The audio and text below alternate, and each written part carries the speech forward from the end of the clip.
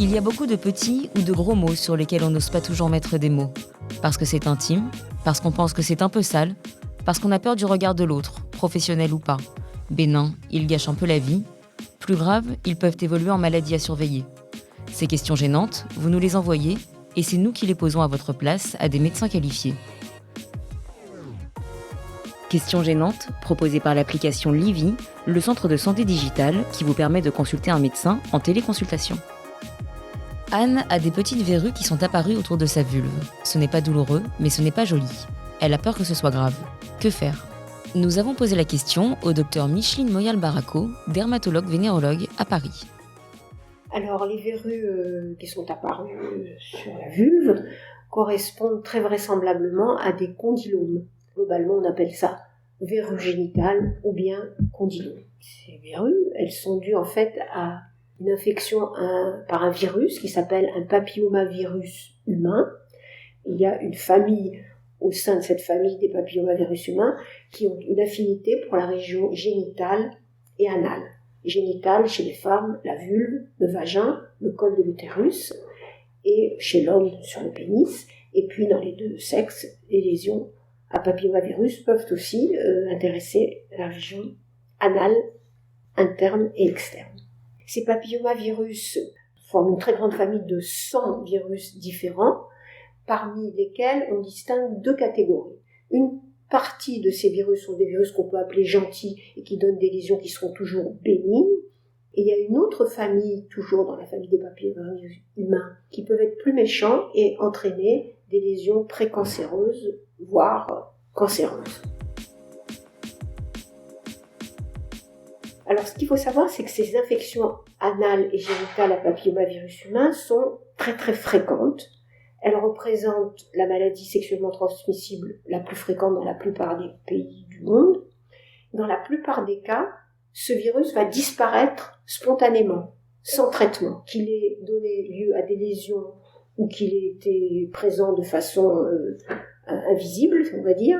Les gens vont s'en débarrasser parce qu'ils vont développer une immunité. Quand ce n'est pas visible, quand c'est sur le vagin ou sur le col de l'utérus, le dépistage se fait par des frottis. Les frottis que font les gynécologues sont destinés finalement à identifier ces lésions à papillomavirus humain, qu'elles soient bénignes, précancéreuses ou éventuellement, et ça c'est quand même le plus rare, cancéreuses. Ces verrues génitales peuvent être sexuellement transmissibles.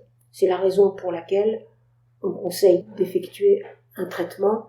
Donc, en pratique, il est important de consulter un médecin, tout d'abord pour confirmer le diagnostic de condylome, deuxièmement pour faire un bilan à la recherche d'autres maladies sexuellement transmissibles, et enfin pour traiter.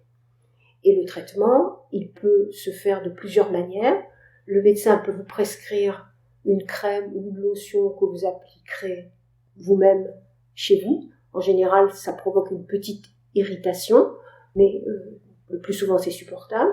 Et puis une alternative à ce traitement que vous pouvez faire vous-même, c'est que le médecin applique un traitement qui peut être soit du froid, c'est-à-dire d'azote liquide, soit traitement par électrocoagulation, par l'électricité, ou alors par laser. Dans ces cas-là, pour le laser et l'électrocoagulation, le traitement doit se faire sous anesthésie locale ou générale si les virus sont très très nombreuses. Il y a un vaccin pour prévenir ces infections à papillomavirus. C'est un vaccin qui est actif contre 9 types de papillomavirus. Or, il y en a 100 qui sont potentiellement présents sur la région génitale. Mais ce sont 9 des virus qui sont soit les plus fréquents, soit les plus susceptibles de faire développer des lésions précancéreuses. Donc ce vaccin s'adresse aux jeunes filles, si possible avant qu'elles commencent leur activité sexuelle. Donc il est recommandé entre 11 et 14 ans, mais des rattrapages peuvent être faits jusqu'à 19 ans, voire même plus tard. Donc cette vaccination est fortement conseillée.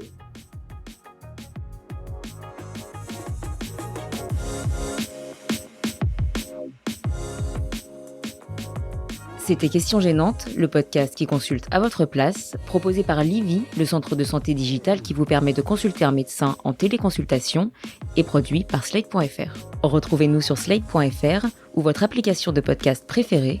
Si ce programme vous a plu, laissez un commentaire ou mieux, mettez-nous 5 étoiles.